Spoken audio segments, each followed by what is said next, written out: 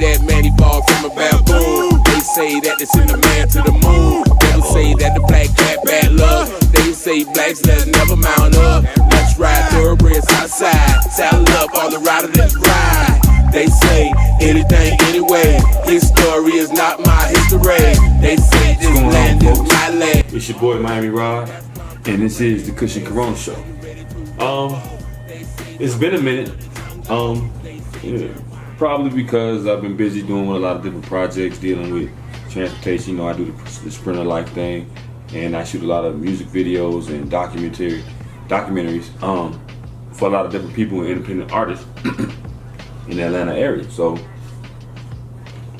a lot of times I can't get to the show like I want to, but you know, I've been going out, traveling, meeting different people, and a lot of, to my surprise, you know, I found that a lot of people actually was watching my show.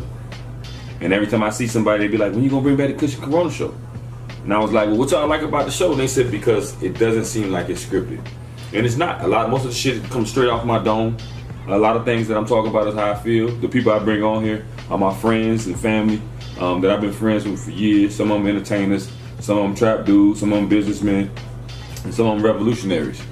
And I like to think that I'm a little bit of all of those things. And so a lot of people that I bring on the show, I relate to, I'm very close to. So, you know, that's just one of the things that make the KUSH and Corona Show special. I got a lot of different topics to talk about in a short amount of time. You know, there's a lot of things going on in the world since the last show I put out. And in this particular show, I'm gonna do it by myself. One of the reasons why I'm gonna do it by myself, because today, you know, a lot of times when I'm by myself, it can get serious. Not to say that when I have like Money Mark or Malik Kalam on there, that it's not serious. It gets serious with them bros on there. But today, I got some particular topics that I want to cover, and you know, just let it flow. I'm gonna definitely try to get some independent artist videos, including in this segment of the show. But really, we just got some real topics to talk about. I'm gonna go into real discussion with a lot of them. Some of them just skim through, and it's all good. It's the KUSH and Corona Show. Again, the phone number, if you want to send in some music to me or something like that, is 770-875-5425. We are always trying to promote the best in independent music. Okay, so we can just get right on into it. Let's see. I mean, since the last time I did a show, a lot has happened. I hadn't had a chance to talk about school shootings and stuff of that nature. I mean, you know, these shorties on a different wavelength. You know what I mean? They ain't rocking how we used to rock. You know, a lot of shorties have emotional problems. A lot of the kids are on a lot of prescription drugs, and so it's like, who the hell knows where their mind is sometimes with the stuff that they're doing. Definitely, if the parents are neglecting them, or definitely if they have a difficult childhood, you're definitely going to see some things that come out of it. If they're taking drugs, if they're on opioids and all that type of shit, you don't know what these shorties gonna do. A lot of them are bullied. You know, I mean, I like to think everybody might have seen a bully in school somewhere. You know, but doesn't mean you run out and go get the AR-15 and come back and shoot up the whole school. You learn how to deal with a bully. You know, most bullies don't want no problems for real. They just find like you're an easy target and they're gonna take advantage of that. But if you let them know you're standing up for yourself and standing your ground, most bullies 9 times out of 10 go away. I do feel bad about the kids that were killed in that incident. It's a sad situation. You know, America is really just paying for all the shit that, you know, I hate to put it like that, but America really just paying for all the shit that they done did to everybody else. You know, it seems like it's only right that we start doing bad shit to ourselves. We done did all the bad shit to all the other countries, bombed countries, killed foreign leaders, and now we're surprised when something bad happens to us, which is remarkable.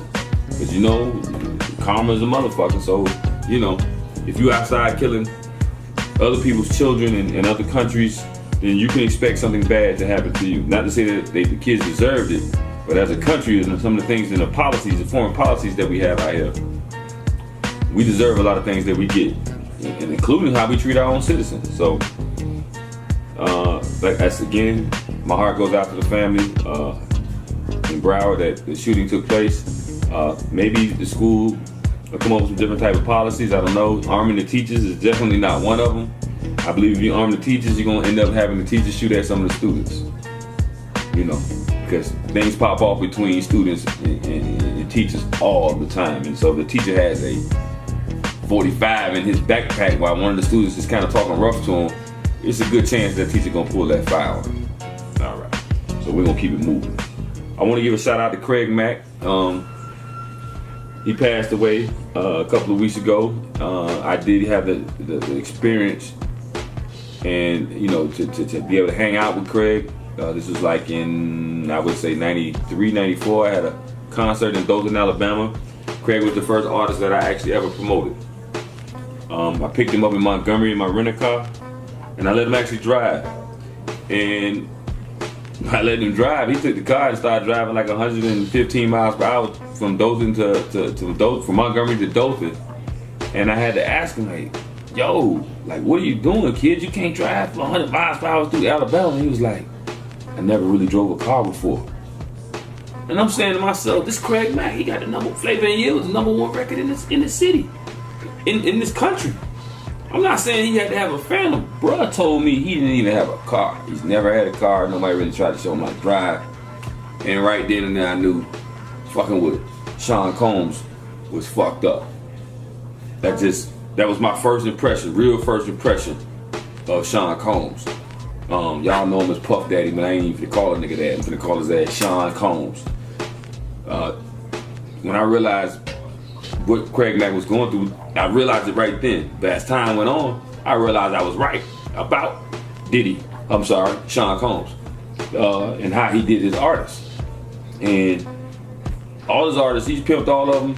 They dead, they fucked up, they in jail. So my advice to any of you fools, if you want to sign somebody, don't sign with Bad Boys. A couple of niggas don't sign with it. Bad Boys one of them. Don't fuck with Puff. That would be my. If I had a son, I do have a son. If he wants to go up and do music, and he said, Daddy, Bad Boy came down, I'm like, dog, you ain't signing there. There's a couple of other artists, labels that I would say, but we'll get into them later. So I want to give a shout out to Craig Mack and his family. I feel bad for him. I kind of seen what happened to his career. What happened was Big came along. He dropped the single, put Bad Boy in his back. Big came along and basically erased him. And psychologically, that probably did something to him. Money fucked up. Nobody, he never really got a chance to do his thing, because just as he was getting into his groove, Biggie came along, and we know how that went. It ain't like it turned out great for Biggie either, though. Shouts out to Biggie, though. But it ain't turned out great for him. So my thing is, anybody that's connected to Sean Combs, doesn't go well for him. Name him. Who's it going well for? With Sean? French Montana, fuck ass? Nigga, please. All right. I'm gonna get a shout out to NBA Youngboy, man. But this young nigga that I'm very, how can I say? I like his music for a young dude. He out of Baton Rouge. I'm really rocking with his music. My problem with him is that he can't stay out of trouble. And a lot of our artists can't stay out of trouble. But I'm really rocking with dude, because some of the things he's saying in his music lets me know that he really has he say some crazy shit too, because he's young. He talk about all that other young shit, but at the same time, he talks about his struggle and the things that he gone through. And as long as you can make those type of songs, and I can relate, I can feel you, then I can relate to you. You gotta realize, I was once upon a time a young nigga in the street, dabbling in the dope game, and dabbling in robberies, and dabbling in this and that. I did a lot of shit when I was young. So when I see the young boys and they come along, they do their thing, they do remind me of myself. Anybody who know me know I've been outside. I'm still in the street. I've been outside since I was 16, 17 years old. A lot of you dudes, I had to go come visit you niggas because you couldn't come outside. I'm still outside. And so I just want NBA Youngboy to get his shit together, man, because he got a lot more albums to do. Niggas get murdered in Baton Rouge all day. From what I understand, the judge said that you can't leave Louisiana. I feel bad about that, considering they know that's how you get money. And really, where you get in most of your trouble at is in Louisiana. So, I just want my dog to keep his head up, keep doing his music, stay positive, you know what I'm saying, and put your all into your shit, dog. Stay out the crackers' eyesight. That's my advice to you. You know what I'm saying? They watching you. They won't. They went at you to something between you and your girlfriend, and they decided to take the state to pick up the case. So whenever the state usually picks up the case, that means they want you no matter what the fuck anybody says. They want you first. So NBA young boy, man, just stay out of trouble, dog. On some old school shit, my man U-God dropping an album from the Wu-Tang. I got big respect for Wu-Tang, one of the more famous and powerful rap groups that ever come through the hip hop nation. U-God was one of the more silent members of the group, but nevertheless still important. You know, again, shouts out to him. Not sure, you know, and I'm gonna be honest with you, I'm not sure what the album he's finna talk about, or what he, you know, I hope it's on some grown man shit. Usually U-God is on some grown man shit, so I expect the album to be very informative. Now, I had a conversation. We're gonna move on to some stupid shit. And it's stupid, but it's hip hop. Somebody asked me who I thought had the best boxing hands in hip hop. If anybody got any suggestions, please call me and let me know at 770-875-5425. But the question was, who do you think got the best hands? And I had to reluctantly, and I say reluctantly because the best hands might go to the game. He is the only rapper that's actually calling niggas out to fight, like to actually fight. I've seen him dust off a few dudes. He actually seems like he really want to throw hands. I've never really heard Game talk about killing nobody, but as far as knocking your ass out, again, it's silly. But think about it, got all the rappers. Look like the Game want to be the only one that want to fight for real. I mean, I would say that's pussy, but yeah, the Game. So right now the Game is what? You know, I might have thought it might have been Beans or I'm trying to think of somebody in Miami. He ain't got nobody, you know, that's a superstar rapper, you know. Not to say that Game is a superstar rapper, but you know, that's the question. Who got the best hands in the rap game? And right now, I mean, not knowing anybody else, if I can think of off top, nobody from my neighborhood that's really got a record deal that's famous. I mean, I'm sure there's some niggas across the street that can rap, probably put it on though. But as far as got a deal and we all know him, yeah, it's probably the Game, man. I'll let you know how pussy the rap game is. Let's move along. We say 50 say what's the man 6ix9ine, the new Color Fruit Loop rapper. 6ix9ine is the king of New York. You know, I grew up listening to New York. I grew up on like Rakim, Nas and shit, man. Biggie and you know, who could I name? Cool G Rap, Big Daddy Kane. That's the king of New York rap. The Jadakiss, the Ghost. Let this pussy nigga, I mean, 50, I think you just do shit just to make jokes and shit, you know what I'm saying? This is a joke. That's the king. If you crowning him the king of New York, then I'ma say, and no disrespect to my homeboys in New York City, cause I got mad love for them boys, but if this the nigga y'all putting up front, this nigga pussy. 6ix9ine, whoever the fuck, this the king of New York? Y'all gotta be kidding me, man. You know, again, I named the people I rock with, you know. If this is y'all new king, I might as well start rapping and shit and take over. Fuck this. You know what I'm saying? I'm gonna be the 50-year-old rapper and shit, cause he's straight. He pussy. I don't care where you put him at, where you take him at, he pussy. So 50, you must be on some dope, drugs, you bored. You know what I'm saying? I think you made him the king, so it'd be easy to knock him off. You know, you put somebody else, like, you put this weak nigga in here, so then when I get ready to come back to rap, I can just knock this chump off. And really, that's what I got out of that dude. Whatever his name is, 6ix9ine, I call him Fruit Loop. So I guess he's the king of New York. Nah. We're gonna move it along. We got Cash Doll. I see Cash Doll doing big things. I got a chance to work with Cash Doll in I think we went in South Carolina. We did a show. I actually got to do some video work for her. She's a very nice lady. Very nice lady. You would think she might be a little stuck up, but she is not at all. She's just about her business. She was that 213 or 313? I think it's the 313. I got major respect for Cash Doll. She really in the streets. She really be grinding, and she's actually good.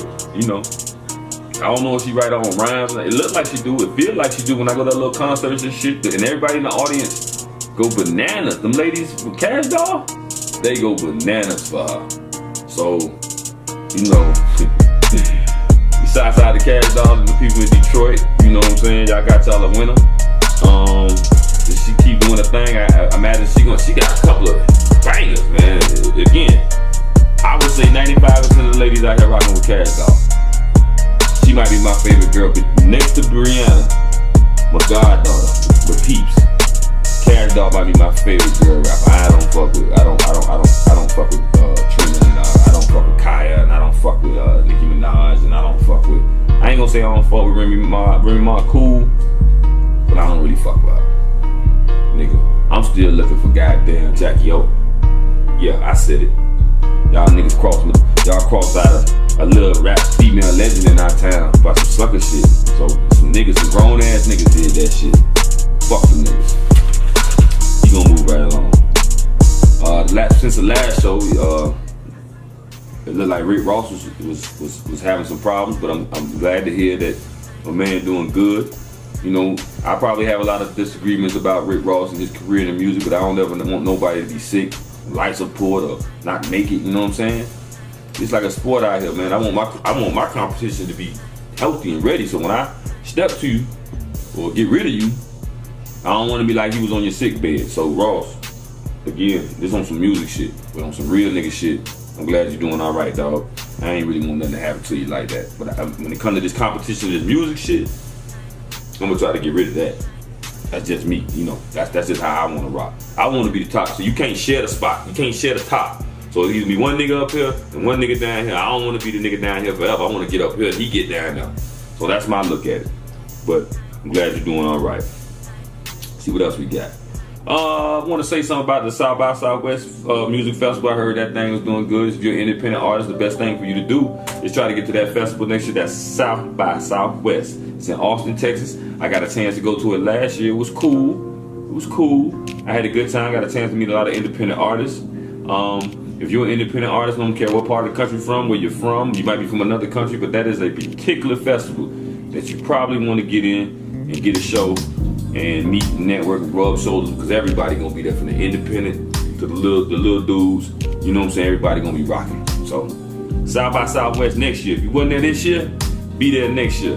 You know what I'm saying? And if you need a ride or anything, holla at my dog or holla at me for the Sprinter ride, man. You know, we got the luxury transportation, we got the Mercedes-Benz Sprinters. You know how we do. We're gonna keep it moving. My dog DMX been locked up again, and I feel bad about that. You know what I'm saying? He a legend. He seen all his, like right now, he only go to jail for petty shit. They just practice his on him. Again, that's why you gotta stay out the way. You know what I'm saying? Stay out the crackers' eyesight. That's, you know, at this point in his career, he might need to just go chill and say, fuck that rap. Because every time he show up, they show up. And I think they know DMX is spiritual. He crazy. Might be a little, you know, man might get a little too high. But I think they know he's spiritual. Because if you listen to him rap and you listen to him pray, the man know where it's at. I think the cracker scared on him. He might actually get on some tracks and start spitting them facts like that on tracks. You never know what the problem is with the devil. Look like Young Thug and Baby together, so it look like Baby and Thug go together again, you know. I never thought they broke up. So, you know, the lovers is back together. I guess they gonna kiss each other on tour. I don't got no love for Baby, fuck him. Thugger, you know, Thugger, man. I don't got no love for Thugger either. Thugger alright, but listen, I ain't know none of that. When I say he alright, meaning when I picked his ass up to do for a little tour or something, he paid. That's what I mean.